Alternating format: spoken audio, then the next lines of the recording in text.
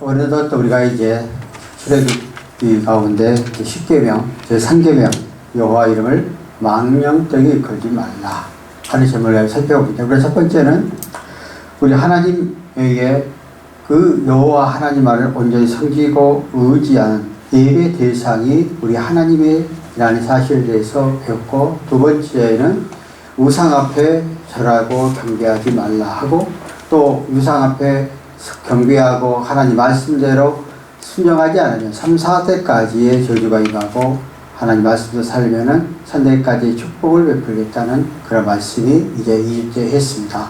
오늘은 제3계명 여호와 하나님을 망령되게 이끌지 말라. 참 예배, 하나님 앞에 드려지는 예배가 어떻게 우리가 드려야 하는가 하는 그런 부분에 대해서 살펴보겠습니다.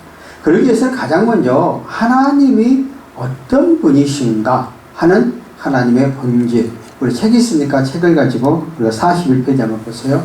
본질, 하나님이 어떤 분이신가에 대해서 우리는 정확히 알아야 됩니다. 그래야 우리 하나님을 올바로 섬기고 의지하고 의탁하는 것이죠. 하나님에 대해서 우리는 막연하게 생각하는 그런 생각이 아니라 정말 정확하게 지금도 살아계신 하나님이 우리의 삶의 현장 가운데 속에서 어떻게 계신가, 이것을 가장 우리가 갖고 있는 게 가장 중요합니다. 오늘 41절 보면니까 하나님은 자기의 이름을 나는 스스로 있는 자, 하나님은 스스로 존재한 자, 이 세상을 만드시고 창조하시고 주관하시고 운행하시고 무에서 유를 창조하신, 우리 창세기 1장에 가면은 하나님이 가장 먼저 이 세상 만물을 창조하시는 창조 역사가 나와 있어요. 마지막 6일에 사람을 만드시고, 그러니까 이 세상의 출발점부터 마지막까지도 영이신 하나님에 의해서 존재하고 지배하고 의지한다는 거예요. 가장 중요한 것은 내가 하나님이 어떤 존재인가를 우리가 먼저 알아야 됩니다. 그러니까 하나님의 존재가 어떤 존재인가를 알지 못할 때에 우리는 올바른 믿음과 신앙의 대상이 될 수가 없는 것이죠. 자, 우리 세상에는 다양한 신들이 있어요. 왜 그러냐면은 우리 인간에게는 하나님 우리를 창조하실 때 하나님의 형상대로 창조된 인간이지만 우리 각자의 종교성을 갖고 있었어요. 그래서 어떤 신을 섬길 수밖에 없어요. 우리가 갖고 있는 육과 영을 갖고 있는데 육만 본능적으로 살아가는 것이 아니라 영혼을 만족함을 느껴야 되기 때문에 우리는 어떠한 신을 의지할 수밖에 없는, 필연적으로 우리가 창조되어질 때에 내 영적인 부분을 의탁하도록 창조되어야 된 우리들이에요. 그런데 세상에는 그러다 보니까 사람들이 다 그런 마음을 갖고 있다 보니까 하나님에 대해서 알지를 못하고 여호와가 어떤 것인지 알지 못하는 많은 곳에서 뭐를 섬겨요? 스스로가 신을 만들어서 스스로가 그 신에 의지하여 나의 영적인 문제를 해결하려고 그래요. 그런데 내가 스스로 어떤 신의 대상을 만들어서 그것을 섬기고 의지하고 의탁해 가면은 내게 참 만족이 느낄 것 같지만 계속해서 허망한 것만 오죠. 계속해서 더 간절함만 오는 거죠. 왜? 살아계신 영이 아니시기 때문에. 그런데 하나님은 오늘 우리에게 스스로 있는 자, 처음을 창조하시고 주관하신 하나님, 오늘도 우리의 삶의 현장 가운데 속에서 계속해서 역사하고 계시는 하나님이라는 사실. 더 한 걸음 나아가서 요한계시록 1장 8절에 뭐라고 그랬어요? 주 하나님이 이르시되 나는 알파요 오메가라, 이제도 있고 전에도 있고 장차에 올 자요 전능자라. 알파 오메가, 시작과 끝. 그러니까 이 역사의 주관자가 되어진 하나님의 손길 안에서 모든 것들이 이루어진다는 거예요. 하나님의 손길에 벗어날 자가 하나도 없어요. 더 쉽게 이야기하면은 우리 한 사람 한 사람이 하나님이 우리를 이 세상에 지명하여 선택하여 불러서 태어나게 했어요. 이걸 것도 믿고 가야 돼요. 나는 그걸 확실히 갖습니다. 왜 확실히 갖느냐? 여러분이 우리가 70억이 넘는 세상의 인구가 갖고 있고 대한민국만 해도 5,200만이 넘는 인구를 갖고 있어요. 그런데 또 여러분 나름대로 각 가정마다 가정을 이루고 있고 부모 형제가 다 있고 친구가 다 있어요. 그런데 전후 앞으로 살펴보세요. 나하고 똑같은 사람, 똑같은 존재성을 갖고 있는 사람 하나도 없어요. 신묘망치가라고 성경 표현해요. 그러니까 얼마나 우리의 인생을 이 세상에 창조해서 이 세상에 존재하게 만들면서 우리가 이렇게 신비한 구조로 이 세상에 태어나게 되느냐는 거예요. 왜? 하나님이 알파와 오메가, 시작과 끝을 마무리하시는 하나님, 또 우리의 역사를 주관하시고 계시는 하나님, 하나님의 손길에서 정말 그 벗어날 수가 없는 인생이라는 사실을 알아요. 그래서 하나님의 역사는 하루가 천년 같고 천년이 하루 같아요. 우리가 인간의 생각에서는 어떠한 일들이 있으면 빨리빨리 속히속히 내가 좋은 방향으로 어떠한 것들을 이루어지기를 원하고 그런 소망을 다 가져요. 그런데 하나님은 우리의 사람 한 사람을 창조하시고 정확하게 알기 때문에 우리 한 사람 한 사람이 온전하고 바른 길로 가기를 원하시고 오늘도 우리의 삶 현장 가운데 속에서 직접 개입하여서 우리가 여호와 하나님, 창조된 하나님을 잘 섬기고 의탁하여 하나님 말씀 안에서 하나님 은혜 안에서 우리의 삶을 살아가기를 원하시는 하나님. 그래서 전생에 전삼에 전 우리의 모든 일거일수족을 하나님이 우리를 지키시고 부여 살펴주신다는 거예요. 그러니까 우리 인간들이 하나님이 어떤 존재인가를 잘 이해하지 못하니까 예수님께서 이렇게 말씀했어요. 야, 너희들이 머리털 하나가 내가 몇 개 있는까지 세시는 하나님이라고 그랬고 내 속마음을 감찰하시는 하나님이라고 이야기를 하시고 더 나아가서 시장에서 참새 한 마리가 얼마 파는 것까지도 아시는 하나님. 그러면 그 말은 뭐예요? 하나님은 나의 삶 속에서 나를 정확하게 한다는 거예요. 나의 삶 속에서 내가 갖고 있는 생각, 내가 하고자 하는 생각, 내가 어떤 것을 추구하는 것을 정확하게 알고 계시는 하나님. 그러니까 알파와 오메가 시작과 끝이 되는 하나님. 나의 삶을 전적으로 알고 이끌어 가시고 주관하시는 하나님이라는 것이죠. 그러면서 계속해서 예수님께서 요한복음 10장 11절에 뭐라고 그랬어요? 나는 선한 목자다.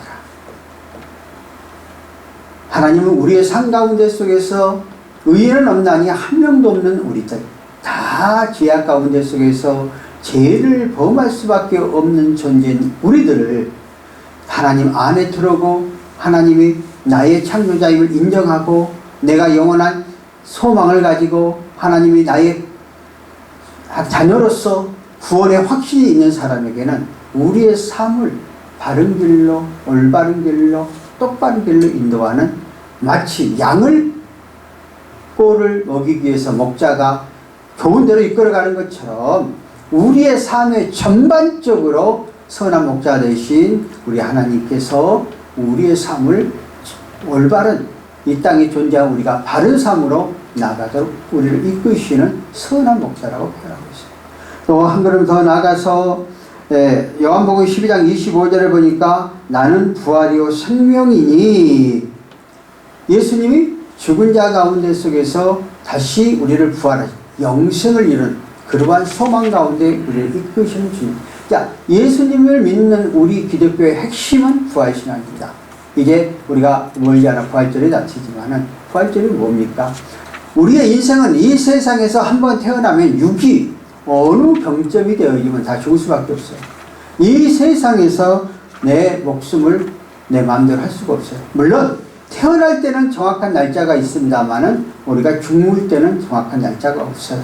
그런데 우리는 이 세상에서 부모의 육신을 입어 우리 각자 그때 태어났어요. 그런데 이 세상의 삶이 영원한 게 아니에요. 이 세상은 잠시 내가 주어진 시간만큼의 이 세상에서 최선을 다해 살아가고 누구나 죽으면은 다 죽게 되었고 영원히 함께 거할 영원한 나라가 있어요. 하나님의 나라예요. 그래서 하나님은 우리가 이 땅에서 존재한 우리의 육신의 삶을 살아가도록 하지만 최종적으로 우리가 죽음 후에 부활하여 영원한 하나님의 나라가 영생을 누리게 하는, 이게 기독교의 핵심입니다. 그래서 우리에게는 그런 부활신앙, 영원히 우리를 죽은 자 가운데 속에서 다시 부활하시는 그 하나님이라는 거예요. 누구도 우리의 생명에 대해서 아무것도 손댈 수가 없어요. 하나님이 우리의 삶 가운데 속에서 그렇게 개입한다는 것입니다. 그러므로 하나님은 신비로움을 내포하고 있죠. 그러니까 인간의 생각과 인간의 사고와 인간의 경험으로 이해되지 않은 하나님 안에서, 말씀 안에서 들어와 하나님 품 안에 거하게 되었지만 우리 신비로운 신령한 것들을 체험하게 되는 거예요.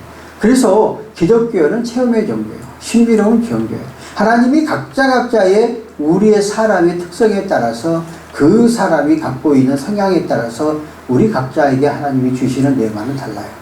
나로 하여금 정말 하나님을 믿고 의지하면서 내 삶 가운데 속에서 어떻게 살아가야 하는 삶에 대한 정확한 원리에 대해서 우리에게 말하고 계시는 것을 볼 수 있어요.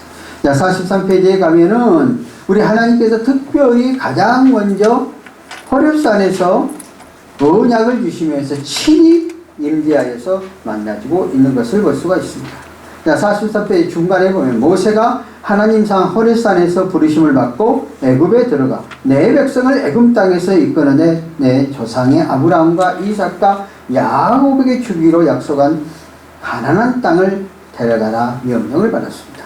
자, 하나님께서 이스라엘 백성들을 노예 가운데 속에서 출애굽하여 호렙산에서 친히 임재한 것처럼 오늘날 우리의 삶 현장 가운데 속에서 하나님은 계속해서 우리와 함께 하기를 원하고 우리의 삶 가운데 속에서 하나님이 함께 하신 그 약속을 믿고 내가 따라가면은 우리 삶 안에서 우리의 인생을 어떻게 살아갈 삶의 방향을 제시해 주시는 거예요. 그래서 내가 스스로 있는 자다. 그렇게 표현을 하고 있잖아요. 그러니까 스스로 있는 자는 무에서 이유를 창조하신 하나님께서 처음부터 마지막까지 우리의 삶의 현장 가운데 존재하신 하나님. 44페이지 중간에 관해서 보면은 하나님께서 이렇게 말을 하죠. 자신만이 스스로 계신 분, 유일하신 자존자, 영원한 분이시고 무한한 능력으로 모든 운율을 만드신 전능자이시. 그러니까 유한하시고 영원하시고 무한한 능력을 가지시고 전 우주를 주관하시는 전능자. 그러니까 하나님의 손길에서 하나님이 우리의 삶 가운데 속에서 개입하면은 피할 자도 없고 하나님의 손길에서 개입하면은 못 이룰 자가 없다는 거예요. 스스로 존재한 자. 자, 요즘에 창조과학을 연구하는 사람들이 예수 그리스도를 믿는 사람이 많아요.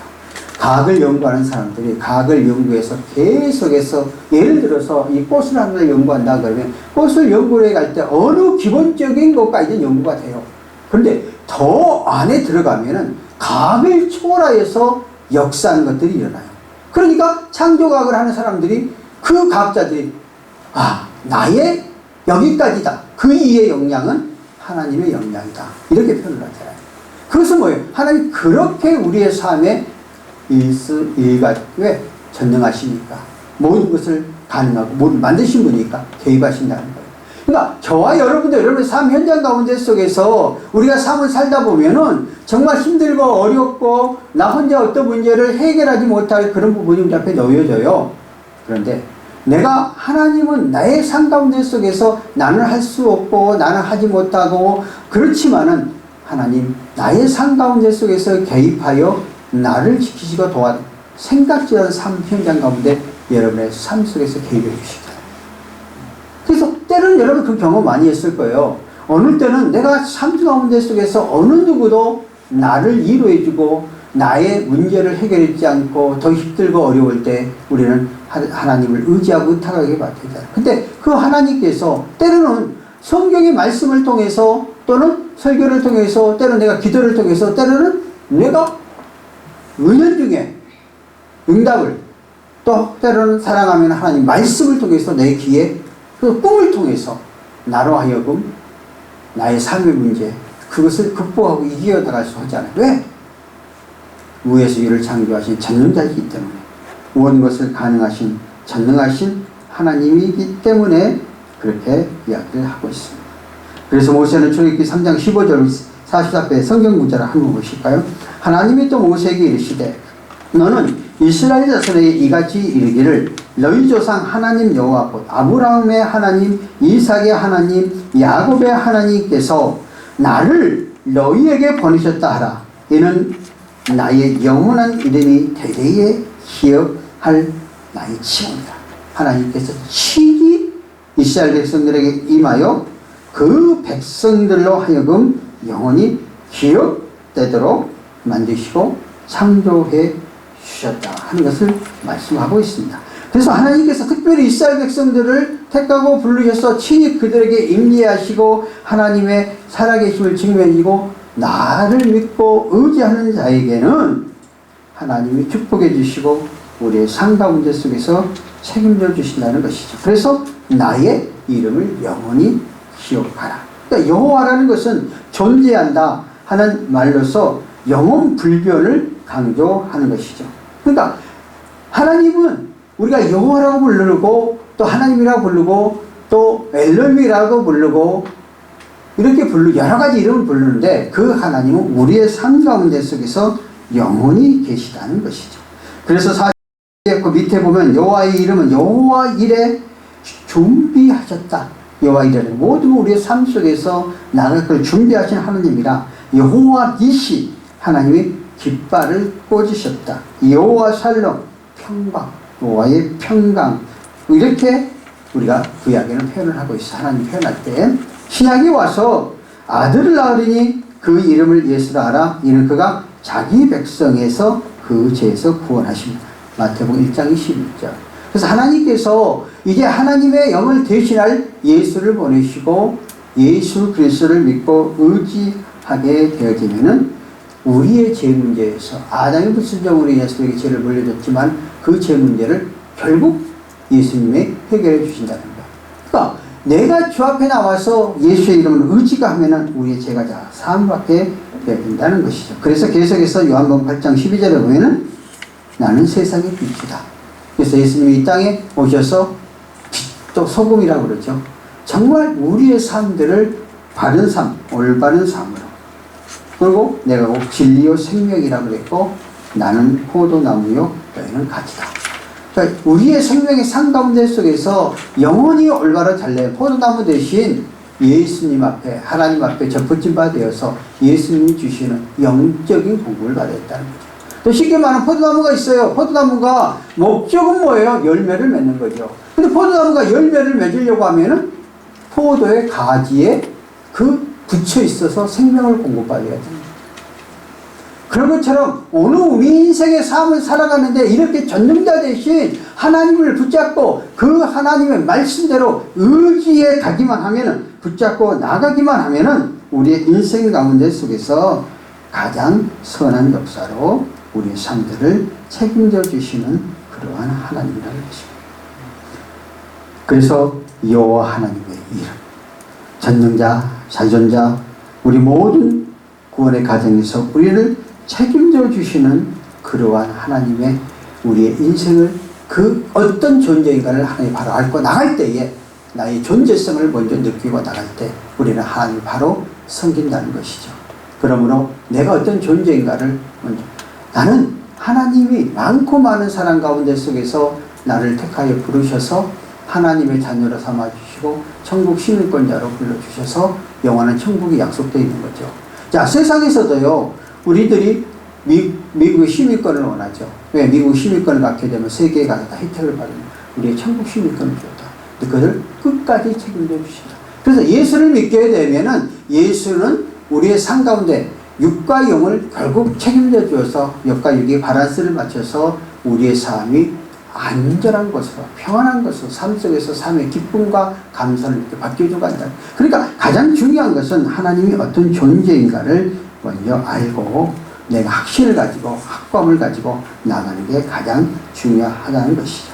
그래서 내가 하나님을 구세주로 믿고 예수님을 나의 구원자로 믿고 나가면 우리에게 주어지는 것은 예수 이름 때문에 구원에 대한 확신, 영생에 대한 확신. 그래서 그 삶 가운데 속에서 삶의 방향이 인생에 살아가는 목적이 정확히 설정되어지는 것이죠. 자, 이 세상에 살아가는 많은 사람들이 살아가는 삶의 목적을 정확히 알지 못하니까 방향하고 낙심하고 슬퍼하고 하죠. 예수 안에 하나님이 어떤 존재고 나를 얼마나 사랑하고 나의 삶 가운데 속에서 나를 지켜간다는 확신이 있으면 우리의 삶 가운데 속에서 우리의 인생은 정말 바른 삶으로 살아가는 것이죠. 자, 계속해서 47편 보겠습니다. 여호와 이름 망령되이 이끌지 말라고 그랬어요. 자, 그러면 이렇게 하나님의 존재에 대해서 하나님에 대해서 정확히 알고 있는 우리는 그 하나님을 아는 그 자체가 큰 은혜요 축복이라는 사실입니다. 그러므로 내가 이 존귀하신 나를 만드시고 나를 창조하신 그 하나님을 믿고 하나님을 통해서 내가 살아가는 방향과 목적이 정확히 알았다면은 그 하나님에 대해서 함부로 망령되게 이끌지 말라는 것은 창조주 하나님에 대해서 함부로 이야기하지고 함부로 말하지 말라는 거죠. 여기서 망령되게가 나와 있잖아요. 오늘 20장 7절 중반절에 보면 쓸데없이 함부로 말하지 말라는 것입니다.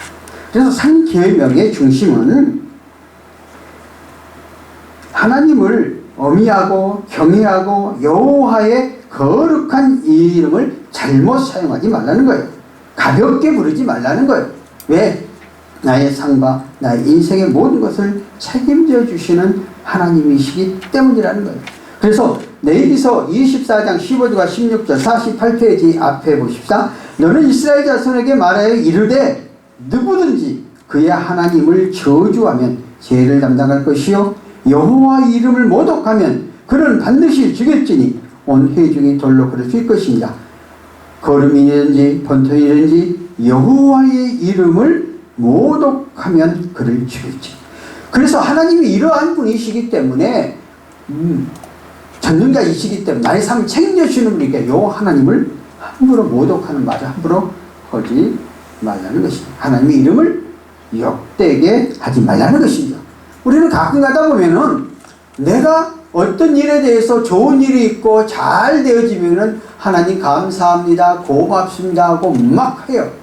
그런데 내 삶 가운데 속에서 내가 하나님 앞에 기도하고 하나님을 의지하고 하나님을 나를 살아간다 하시도 때로는 어떤 예기치 못하는 어려움, 고난, 역경, 환난 또 나는 내가 잘못한 것도 아닌데 다른 사람을 통해서 오히려 핍박받고 어려워지면 많은 사람들은 이렇게 하죠.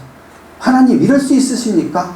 하나님에게 온명 좋을 때는 하나님 고맙다 감사를 해놓고 조금만 힘들어 어려면 내 뜻대로 안 되지면은 불평불만 원망을 한단 말이에요. 이러지 말라고. 그러니까 가장 어리석은 사람들은 하나님을 잘 섬기고 하나님에 대해서 잘 알고 하나님의 사랑도 잘 알고 하나님의 잔잔한 것도 잘 아는데 삶 가운데 속에서 조금만 힘들어 어려지면 금세 이 하나님 앞에 불평, 불만, 원망. 이스라엘 백성들이 수없이 하나님의 기적과 이적과 능력을 체험하여 할 때는 좋았는데 막상 출애굽하면서 강야에서 힘들고 어려워지면 금세 불평, 불만하고 원망하니까 하나님이 그때그때 징계를 내렸잖아요. 근데 왜 하나님이 그러면은 내가 예수를 믿고 만사 형통 아무 어려움이 없이 그냥 착착착착 내가 기도하는 대로 내가 생각하는 대로 다 이루어져야 되는데 때로는 왜 힘들고 어려운 삶이 우리 앞에 도출하냐 이거예요. 우리는 정확하게 그럴 때는 하나님으로 하여 나의 신앙, 나의 삶의 모습들을 성장시키기 위한 과정이라고 봐야 돼요. 성경에는 이런 말이 있어요. 너희들이 죽만 먹는 성도가 있고 밥이 먹는 성도가 있어요. 그럼 죽을 먹으면 어린아이 때 죽을 먹잖아요. 밥을 먹으면 성장한 거잖아요. 그렇게 돼야 돼요. 성장하기 위해서 더 하나님을 깊게 알기 위해서는 때로는 힘들고 어려운 일이 앞에 있어요. 그것을 원망, 불평, 불만하지 말고 감사로 수용하면서 그 말씀 받아들이 더 하나님께 가까이 나 의지하면 하나님은 그것을 통해서 그 경험을 통해서 더 크신 것으로 주시는 거예요. 자, 여러분들이 생각할 때 나에게 아무 고난과 역경이 없이 가면 좋겠는데 이렇게 고난과 역경을 통해서 그것을 이기고 나가면 더 큰 그릇이 됩니다. 더 넓어집니다.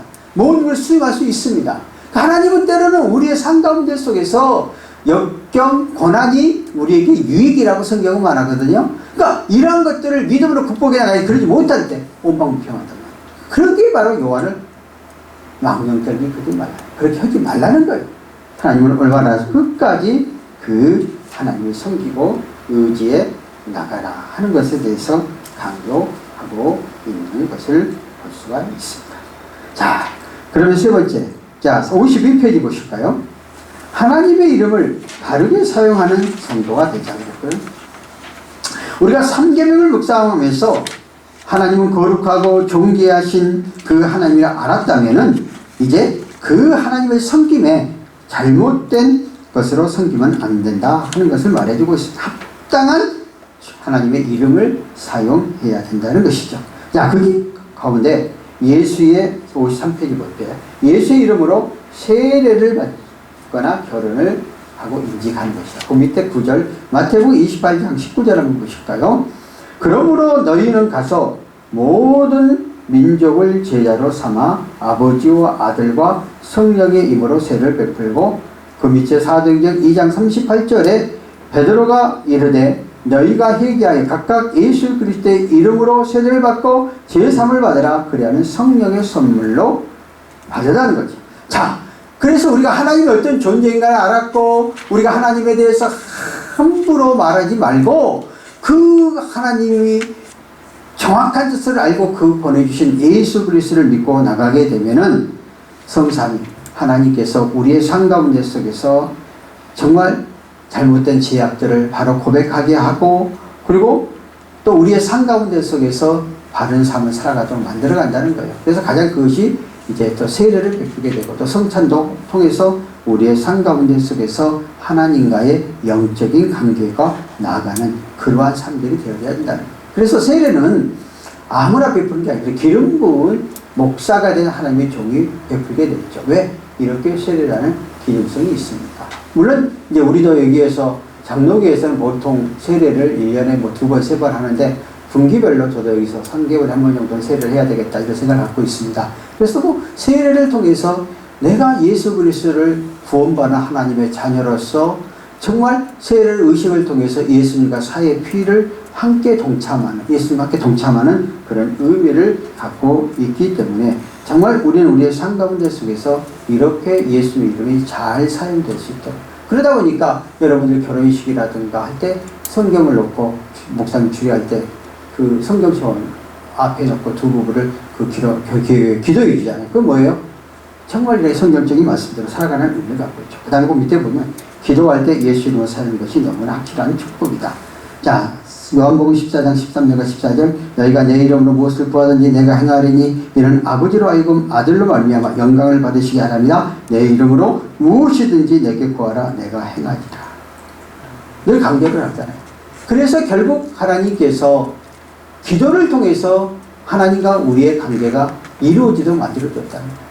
그래서 하나님이 어떤 존재인가를 알고 내가 하나님을 잘 섬기고 의지하면은 우리의 삶 가운데 우리가 하나님 앞에 기도하는 길을 열어놨다는 거예요. 앞에서 내가 설명을 했었죠. 그래서 기도는 뭐예요?